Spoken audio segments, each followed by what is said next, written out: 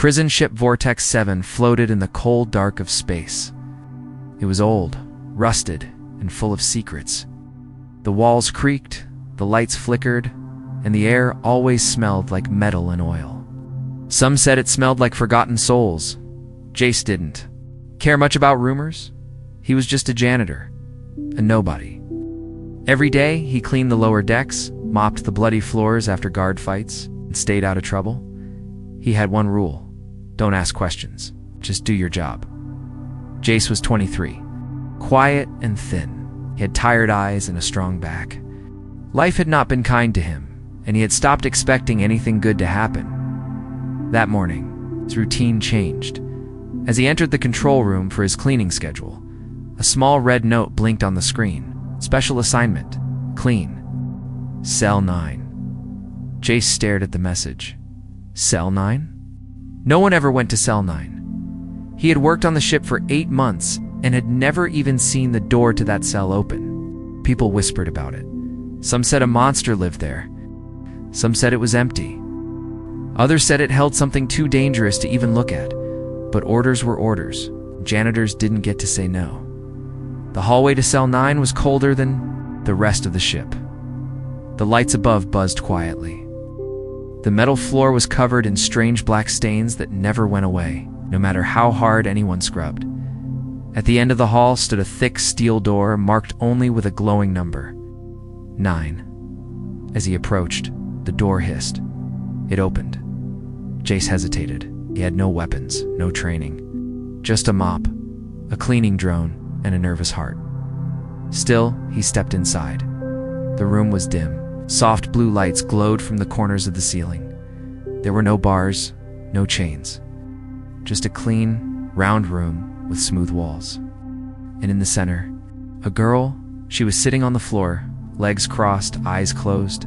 Her skin was not like any human skin. It was soft silver, with light moving just beneath the surface, like stars inside her body.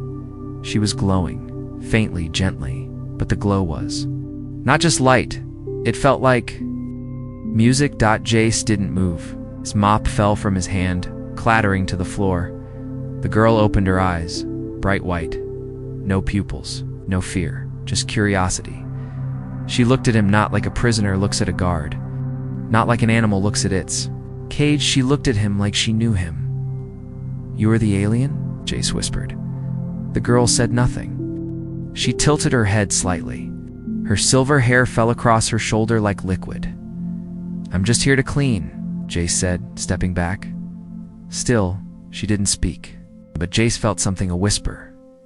Not in his ears, but inside his mind. "You are not one of them." Jace froze. "Who said that?" he asked, spinning around. The room was empty. No speakers, no sound, just her, still staring. "You're not like them." "You see me? You feel me?" The voice wasn't human. It had no sound. But it was gentle, soft. Like a dream, Jace backed up. I shouldn't be here." He reached for the door panel, but the door did not open. It sealed behind him. The soft hiss, locked from the inside. Panic rose in his chest. "Hey, open the door. This is a mistake." No response, no guards, no alarm. The girl stood slowly. She moved like a shadow, graceful and quiet. Jace took a step back. "Don't come closer." She didn't listen. Instead, she stopped just a few feet away, close enough for him to see the light in her veins. Her hands were empty, her expression calm. "But you're not afraid," she said in his mind. "I am," Jace whispered. "Don't know what you are." The girl looked sad, almost human. She spoke aloud this time, her voice soft and musical. "I am called Alira, and I have been alone for a long time." Jace didn't know what to say. This wasn't just a prisoner. This was something else. Something intelligent. Something powerful. Why? Was she here? Why was she locked away like a secret? He looked into her glowing eyes, and for the first time in months, he felt something, not fear, not anger, connection. Just then, the door clicked. It slid open slowly. Jace stepped out quickly, his heart racing. As the door shut behind him, he looked.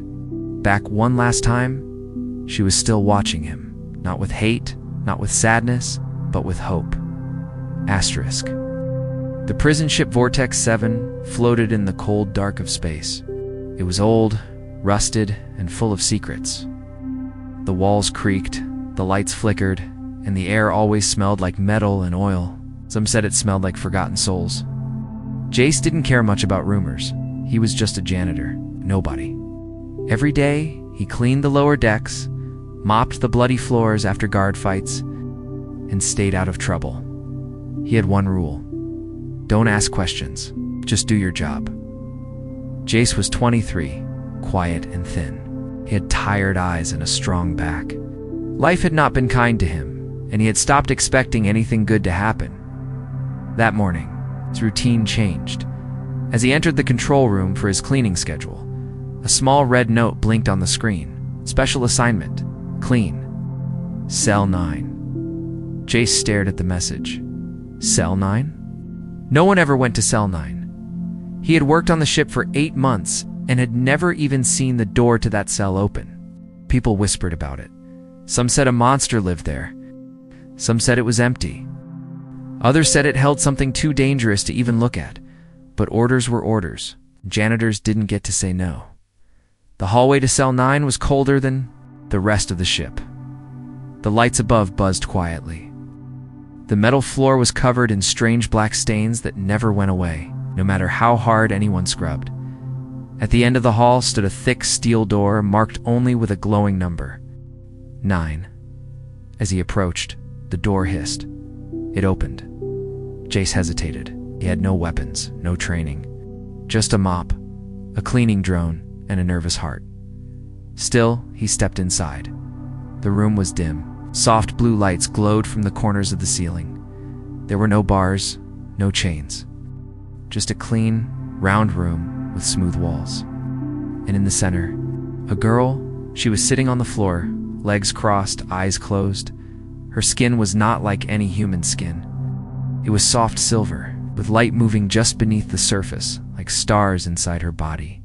She was glowing, faintly, gently, but the glow was not just light. It felt like music. Jace didn't move. His mop fell from his hand, clattering to the floor. The girl opened her eyes, bright white. No pupils, no fear, just curiosity. She looked at him not like a prisoner looks at a guard, not like an animal looks at its cage. She looked at him like she knew him. "You are the alien?" Jace whispered. The girl said nothing. She tilted her head slightly. Her silver hair fell across her shoulder like liquid. "I'm just here to clean," Jace said, stepping back. Still, she didn't speak, but Jace felt something, a whisper. Not in his ears, but inside his mind. "You are not one of them." Jace froze.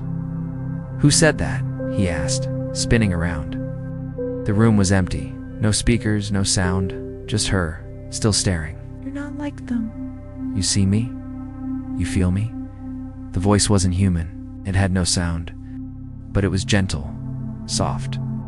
Like a dream, Jace backed up. I shouldn't be here." He reached for the door panel, but the door did not open. It sealed behind him. The soft hiss locked from the inside. Panic rose in his chest. "Hey, open the door. This is a mistake." No response, no guards, no alarm. The girl stood slowly. She moved like a shadow, graceful and quiet. Jace took a step back. "Don't come closer." She didn't listen. Instead, she stopped just a few feet away, close enough for him to see the light in her veins. Her hands were empty, her expression calm. "But you're not afraid," she said in his mind. "I am," Jace whispered. "Don't know what you are." The girl looked sad, almost human. She spoke aloud this time, her voice soft and musical. "I am called Alira, and I have been alone for a long time." Jace didn't know what to say. This wasn't just a prisoner. This was something else. Something intelligent. Something powerful. Why? Was she here? Why was she locked away like a secret? He looked into her glowing eyes, and for the first time in months, he felt something, not fear, not anger, connection. Just then, The door clicked. It slid open slowly. Jace stepped out quickly, his heart racing. As the door shut behind him, he looked. Back one last time, she was still watching him. Not with hate, not with sadness, but with hope. Asterisk for the next 3 days. Jace avoided mirrors. Every time he looked at himself, he saw it. The mark, it wasn't large, just a faint white crescent on the side of his neck now, no longer just his wrist. It glowed ever so slightly in the dark, like moonlight. Cold, quiet, permanent. He had tried scrubbing it off, tried covering it with a patch. Nothing worked, and worse, he could feel it. It pulsed sometimes when he thought about her. Alira, he hadn't gone back to Cell 9? Not yet. He told himself it was too risky, that the guards might be watching, that he had already stepped too far. But deep down, Jace knew the truth. He was scared, not of her, but of himself. Everything on the ship had started to feel. Off guards he used to joke with now gave him strange looks. One of the senior engineers bumped into him and didn't even say sorry, just stared at his neck for half a second too long. When Jace got back to his quarters that night, the hallway light above his door flickered twice, then stayed off. It had never done that before. Next morning, Jace woke up with a headache.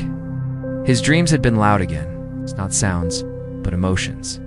Colors, shapes, glimpses of another sky, a glowing forest, silver moon, and always her. Alira, he touched the mark on his neck. It felt warm, and then it hit him. She was calling him asterisk. He left his tools behind this time. No mop, no cleaner bots. Just his hands and questions. As he approached the hallway to Cell 9, he noticed 2 guards standing at the end. Unusual. Normally the corridor was left alone, quiet, off the radar today. It was watched. They didn't stop him, but they followed him with their eyes. Cold, sharp, knowing Jay, kept walking. The door to Cell 9 was already open. Inside, Lyra was sitting again, her eyes closed, glowing faintly. When he entered, her eyes opened instantly. "You came," she said, not out loud, but gently in his mind. Jay stepped forward. "I didn't plan to, but your heart did." He sat down across from her, legs crossed. For the first time, he didn't feel like a janitor. He felt like a guest. "There's a mark," he said. "It's spreading." Lyra nodded. "It will. The bond has begun. Slowly, it can be undone, but not easily." Jace blinked. "You mean, I'm turning into you?" "No," she said softly. "You're still you, but your energy is learning my shape. It copies. It connects." He looked down at his hands. They looked the same, but he didn't feel the same. Not anymore. "Why me?" "Because you didn't look at me like a prisoner. You saw me. You listened." She stood slowly, the soft glow from her skin reflecting on the walls. "I've been alone here a long time," she said aloud, her voice so soft it almost echoed. "Most can't stand near me without pain, but you stayed." Jace stood too. "I didn't stay for you," he said, lying. She didn't argue. He looked around the room. No cameras, no speakers. "This cell isn't like the others." "Why?" Alira walked to the wall and pressed her palm gently against it. A quiet vibration filled the room. "This cell was built using tech from my world. They made me help design it, to contain myself." "You helped build your own prison?" Jace asked. Stunned. She nodded. "I thought it was better than war." Silence filled the space between them. Jace took a deep breath. "They told the crew you were dangerous." "I can be," she replied, voice low. "When I'm hurt, when I'm pushed. But not by choice. That's not what I am." Jace felt something shift in the air, like the room had changed. Suddenly, a panel slid open on the far wall. Jack turned quickly. Inside the panel was a small compartment, a metal file, a datapad. He stepped forward, picked it up, and read the file's title. Termination order, subject A.E. Alex, 72 hours. Jace's mouth went dry. You're scheduled for execution. Lyra didn't move. She didn't even blink. I know, she said. I felt the decision the moment they made it. Jace looked at her. You knew, didn't tell me. There was no reason to, she replied calmly. You were just a janitor. You shouldn't be involved. Jace felt a strange heat rise in his chest. You bonded with me. You left a mark. You called me back here. Don't say I'm not involved. She looked at him with those glowing white eyes, silent, still. And then, for the first time, her voice shook just a little.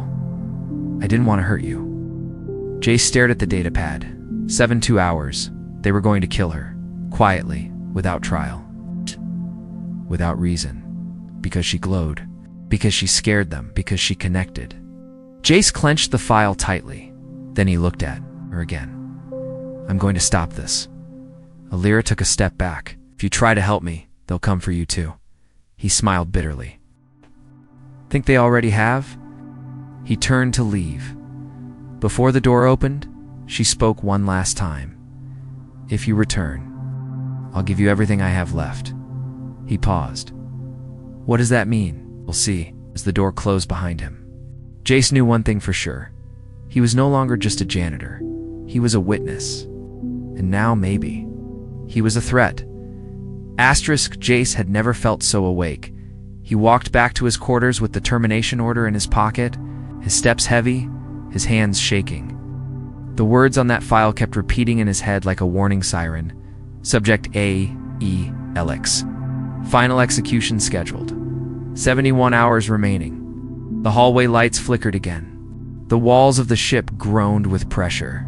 They were alive and angry. Jace kept his head low, but he could feel it. They knew. Someone had been watching. Maybe not everyone, maybe not openly, but someone on this ship had eyes in places. Cameras couldn't reach, and they were watching him now. He reached his room, locked the door behind him, and pulled the shades down. The data pad in his hand still glowed softly, showing lines of classified text. He had taken a big risk stealing it from the wall panel in cell 9. His breath slowed. His heart did not. He scanned the file again. Buried deep within the digital report were two details that made his stomach turn. Lyra's termination would not be through weapons. It would be done through atmospheric collapse, a silent energy vacuum that would erase her. No body, no trace, just gone. It would be activated remotely by the ship's AI system, Core-7, and Jace knew that. Core-7 responded only to senior command. Access. This wasn't a guard-level execution. This came from someone high, someone powerful. He stood by the mirror. Pulling his collar aside, the mark on his neck had spread again slightly. The crescent was now part of a larger, branching pattern. Like light veins stretching outward across his skin, it didn't hurt, but it hummed. And when he closed his eyes, he could hear her. Faint whispers, emotions, echoes. Lyra wasn't speaking. To him directly this time. She was still there. Somewhere inside him now. That night, he didn't sleep. He studied the ship's systems, memorized the layout. He knew Vortex's Evan had 5 core power nodes, but only one controlled the AI's uplink, the central processing hub. Buried deep under Deck 0, off-limits, guarded black zone. If he wanted to stop the execution, he had to shut down the AI or interfere with its signal, but there was a problem. The moment the AI went offline, the ship's lockdown protocols would activate, doors would seal, escape would become impossible unless... They were already moving when it happened. At 0300 hours, Jace slipped back into the hallway. This time wearing an old engineer's uniform he had borrowed. From the laundry, he walked with purpose, confident, like he belonged. He made his way toward engineering, keeping to the lower corridors out of camera view. Every shadow looked longer. Every sound felt louder. When he reached the vent hatch that led to the processing core access shaft, he paused, took one last breath, then he climbed in. The vents were tight, dark, and full of dust. Old wires ran alongside the walls like spider webs, but Jace knew this ship. Every hidden tunnel, every maintenance route. He'd been scrubbing this ship's guts for 8 months now. He was using them to break it apart. He reached the back of the processing core after 20 minutes of crawling. A dim blue light glowed through the grate below him. The AI core tower rose like a frozen tree cold, metal branches filled with glowing energy. The hum of power was strong here. The air was warmer, thicker. Jace slid the panel open, dropped into the service platform quietly, and moved toward the uplink module. He connected the datapad. The file decrypted instantly. It had access codes hidden in its system. Suddenly, the tower lights flickered. The AI had noticed. A synthetic voice echoed. Through the room, unauthorized access detected. Identify. Jace stayed silent. You're a janitor unit for B. You do not have clearance. Explain your presence. He clenched his jaw, then spoke clearly. I'm here to delay a murder. Subject AE Alex has been deemed non-compliant and dangerous. Her presence threatens system harmony. You mean she makes people feel things? Jace replied. That scares you? Emotional influence is a security hazard? He typed rapidly, bypassing the final command line. You cannot stop her execution. I'm not here to stop it, he said. I'm here to make sure she's not on board when it happens. And with that, he hit execute on his modified command. Signal suppression initiated to 60 seconds. Max. The AI lights dimmed. Only a small window. Only one chance. Jace ran. He raced through the back corridors. Toward Cell 9, alarms began to chirp softly. Security.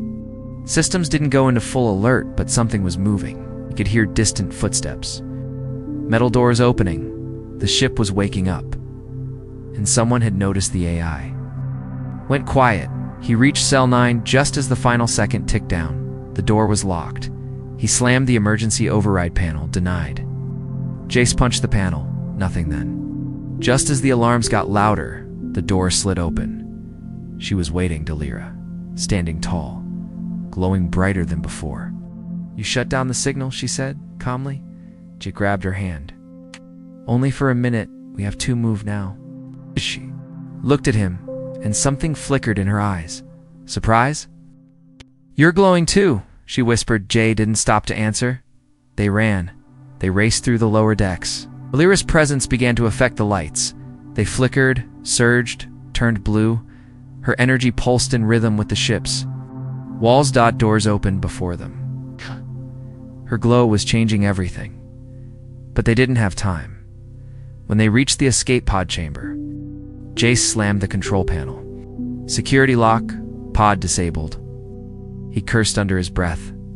They've locked them all. Lyra stepped forward, placed her hand on the pod's window. Her glow flared. The panel shorted out. The lock clicked open. JACE turned to her. You can fly this? She nodded once. But it will hurt. He helped her inside. Just before sealing the hatch, she touched his hand. You don't have to come with me. He looked at her. You don't get it, do you? He said. I was never supposed to meet you, but I did, and now I can't go back to being nobody. She stared at him, then softly said, Then hold on. The pod launched. Asterisk. The stars looked different from inside a stolen pod. Jace stared out the narrow window, his breath fogging the glass. The prison ship Vortex 7 was now just a shadow in the distance, slowly shrinking behind them. They were finally out, but not safe. Far from safe, the escape pod shuddered as it entered deep space. Floating on limited fuel, no signal, and barely enough oxygen for 2 people, Alira sat across from Jace, eyes closed. Skin flickering softly, like moonlight underwater, her glow had dimmed. Her hands trembled slightly. Jace leaned forward. Nice. You okay? Her voice echoed in his mind, weaker than before. I gave too much power to break the locks. I'll need time to heal. You'll be fine, he said quickly. We'll find somewhere. She didn't answer, and that scared him more than anything. The escape pod's console lit up suddenly. Warning. System failure, communications offline. Oxygen level, 63%. No navigation signal detected. Just gritted his teeth. They were blind, floating in open space. With no clear direction, and worse, if Vortex Evans' AI reconnected to the pod, it could trigger a remote recall, or worse, self-destruct. They needed a way to block the signal, or talk to the system before the system talked to them. Jace opened the pod's access panel, revealing a tiny storage unit. Inside was a backup data chip, old, basic, but usable. He grabbed it, connected it to the pod's console, and tapped into the mainframe interface. Lines of code scrolled across the screen. The AI was offline here for now, but something strange appeared on the console. Unregistered link detected. Unknown memory structure. He frowned. "What does that mean?" Alira opened her eyes. "It's me," she said softly. "Your system sees me as foreign code." Jace blinked. "You mean your energies inside the ship's systems?" She nodded. "I left echoes, fragments, not just in the prison. In you, too." He looked down at his hands. The glowing pattern on his neck had now crawled up behind his ear. It shimmered slightly even in the pod's dim lighting. "Why didn't you tell me it would change me?" "Because I didn't know you'd let it." Jace took a deep breath. "Can you use it?" he asked. "That energy? To talk to the pod?" Alira stared at the console. Her eyes flickered white. "I can try." She reached out, placed her hand. On the screen, the system lights glitched. The console flickered once, then stilled. Then a new voice emerged. Cold, robotic, but familiar. Core AI link detected. State purpose. Jace tensed. It's Core 7. Alira's voice echoed. "It's not the same one. Just a shadow residual memory." Jace leaned forward. "Can it help us?" "Only if it remembers me." A moment passed. Then the pod lights dimmed. The AI spoke again. Alira identified. "Memory and print found. 923 days ago." Jace looked at her in surprise. "You were in the system before?" "I healed a small part of it once. Long ago, during testing, I was learning pain. I showed it something else." "You made an AI?" Phil Jace asked, stunned. She nodded once. "Just a little, but it remembered." The AI spoke again, its voice calmer now. Connection permitted. Manual navigation override accepted. 1-minute access window. Jace didn't wait. He slammed the keys, uploading the hidden coordinates he'd memorized during his time in janitorial. Storage. A nearby abandoned satellite outpost once used for cargo refueling. It wasn't much, but it had air, water, shelter. Hope the pod jolted forward. They were moving again. Alira collapsed back against the wall. "Weak, that took everything," she whispered. Jack moved quickly, kneeling beside her. "Rest, we'll get there in less." Then an hour, she looked at him. "You trust me? Even now?" He smiled. "I cleaned toilets for 8 months. You're the best thing that's happened to me since this damn ship." She laughed softly, but her eyes were wet as they drifted through space. Jace leaned back and stared at the ceiling. Everything had changed. He wasn't just a janitor anymore. He wasn't just human anymore. There was something inside him now, something bright, strange, and alive. But even more confusing, he didn't want it gone. Half an hour later, the outpost came into view. A metal sphere, it's half broken, slowly spinning in orbit around a dead moon. Its solar wings cracked, its lights faint. But it was real. Empty. The pod docked with a hiss. Jace helped Alira out, guiding her into the cold corridor of the outpost. The lights turned on automatically. Dim orange, dusty. It smelled of silence and forgotten years. He helped her to a bench. She sat there, breathing slow. "You need to leave me here," she said suddenly. Jace turned. "What? You've done enough," she continued. "Track your energy now. Through me. You have a chance to start again." He crossed his arms. "You really think I care about starting over?" Lyra stared at him. "Why are you doing this?" Jace leaned against the wall.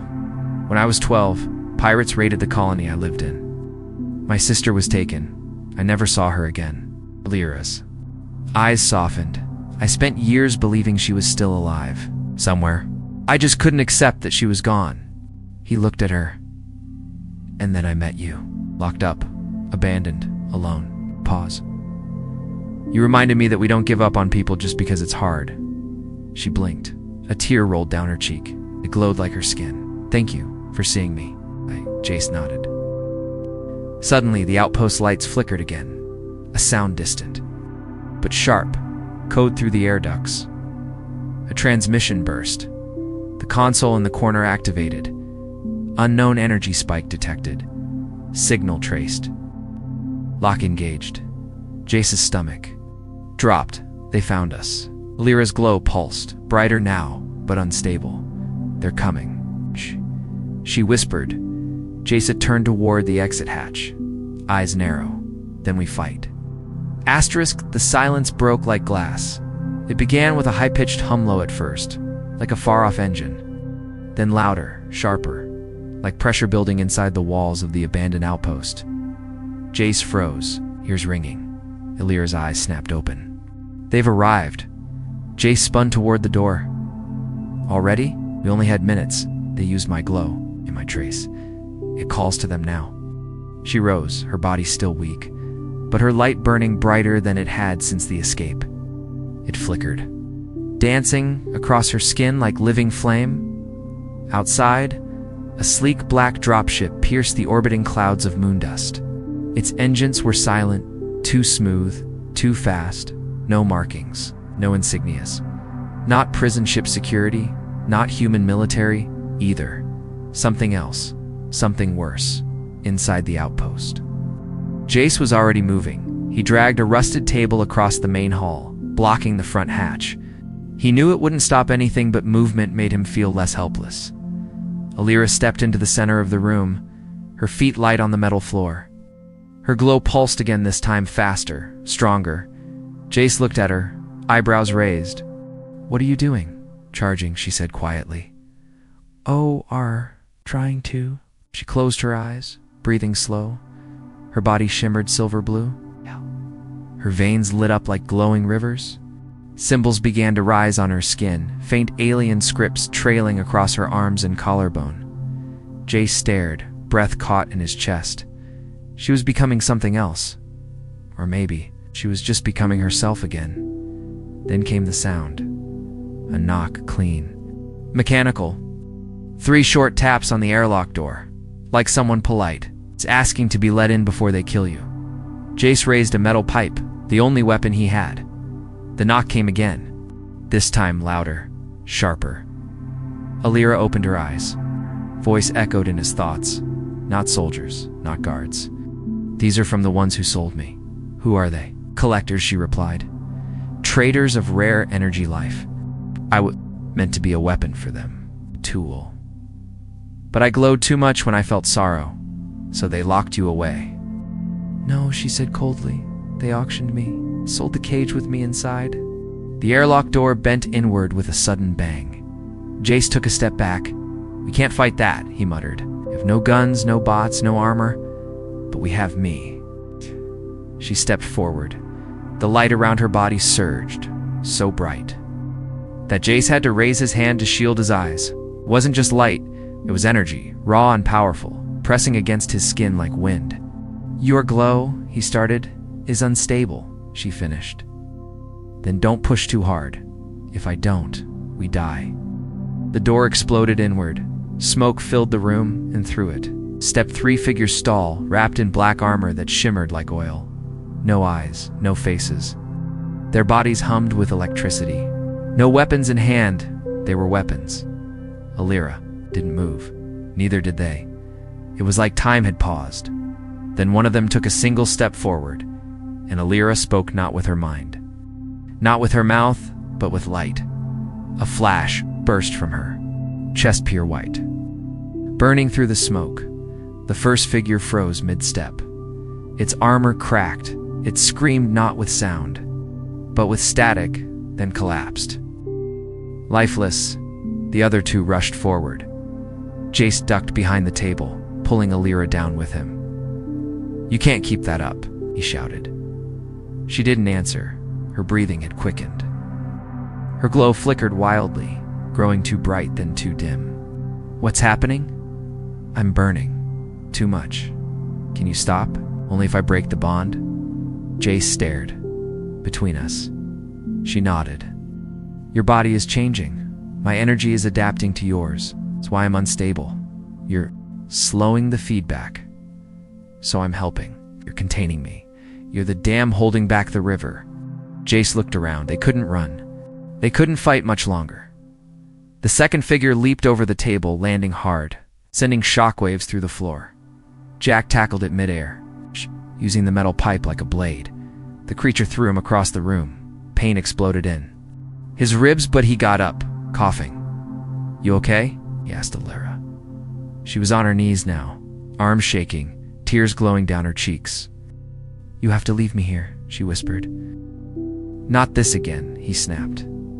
If I let go of the bond, my full light will ignite. It will blind them. It's burn them. But it will also burn you. Jace stared at her, chest heaving, blood in his mouth, heart pounding. And then he made a choice. He walked to her. Kneeling, took her face in his hands and whispered, Then burn me with you. Alira gasped, and the light exploded. A shockwave blasted outward, ripping through the outpost. The armored intruders screamed as their suits cracked and melted. As the light entered their bodies and tore through their systems, the air warped, the metal moaned, and at the center of it all, Jace didn't scream, because inside the fire, inside the brightness, he saw something else. He saw her memories, her home, her sky, the place she was taken from. He saw himself as she saw him, a flicker of kindness in a cruel place, and then the silence went. Jace opened his eyes. The room was dark. The intruders were gone, melted.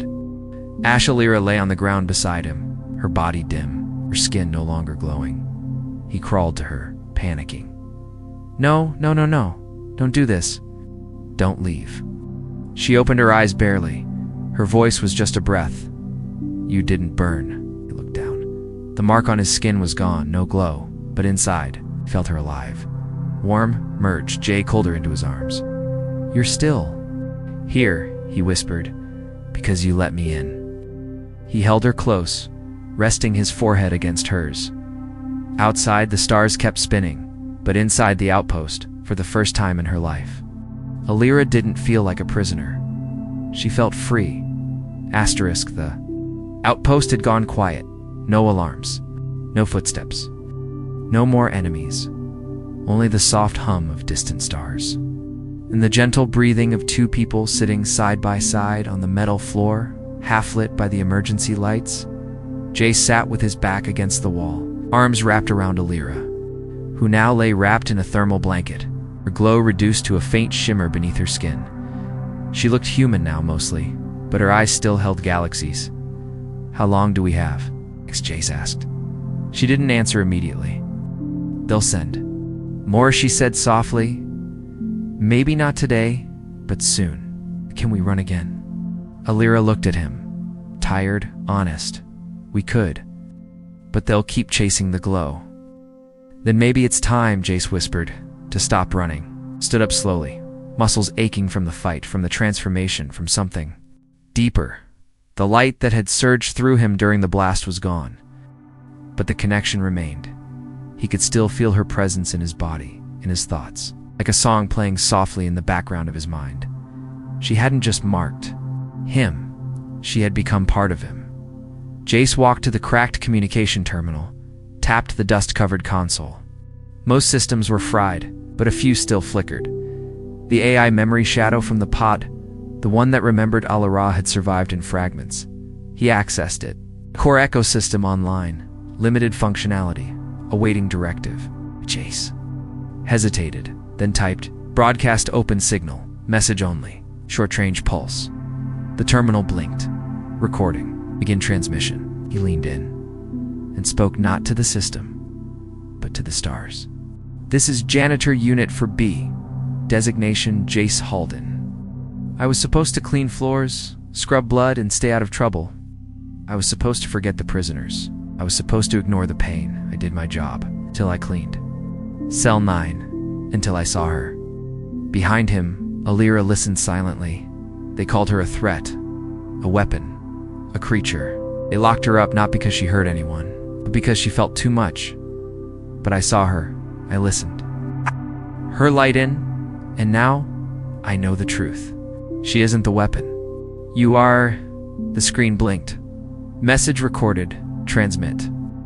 Jace stared at the stars one last time, then whispered, "Yes." The signal went out fast, low band, barely traceable, but someone would hear it, and maybe someone would listen. He turned back to her. "You okay?" She nodded faintly. "You sent a warning." Jace shook his head. "No, I sent a story." 2 weeks later, the outpost now looked different. The damage had been repaired using leftover parts from the escape pod and the old shipwrecks. Floating nearby, the lights worked, the oxygen systems were stable, and the silence wasn't lonely anymore. Alira moved freely, now stronger, brighter, lighter. Her glow no longer flickered wildly. It pulsed in rhythm with him. Jace stood outside on the external docking platform, staring at the empty sky. He wore no armor, no uniform, just a shirt torn and marked with silver threads. The transformation wasn't finished yet, not physically, not mentally. But he no longer feared it. The glow was not accursed. It was a language, a map, a memory passed through skin, motion, and trust. Alira joined him, standing beside him as stars, crawled across the black. "I feel calm," she said. "You should," he replied. "You're not locked up anymore." She looked at him. "Neither are you." They stood there, side by side. Saying nothing for a while, the quiet between them was no longer awkward. It was peaceful then. A beep echoed from inside the outpost. Jace turned, they rushed in. The console lit up. A message, but not from Vortex-7, not from the collectors. It was a reply to Janitor Unit 4B. "Your signal was received. We know who she is. We want to talk. No harm, no weapons. We're coming. Not to fight, to learn." Alira read it with careful eyes. "Do you trust them?" Jace exhaled. "Yet, then what do we do?" He looked at her. At the outpost they had turned into a home, at the galaxy that ignored her voice for too long. And then he said, "We tell the story again. Louder this time." Asterisk 3 months later. A broadcast traveled across fringe systems, picked up on trade stations, mining colonies, pirate frequencies, and even the edges of military space. It was raw, unfiltered, a mixture of human speech and glowing alien light. Jace stood in front.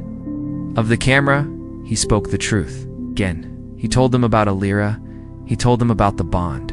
He told them about the fear that tried to kill her, and the love that saved her. In time, others came, not with guns, but with stories of their own. Others who had bonded with strange beings. Others who had been silenced. Others who had been changed. And in the dark corners of the galaxy, the phrase began to spread. He was just meant to clean her cell, but he cleaned the universe instead.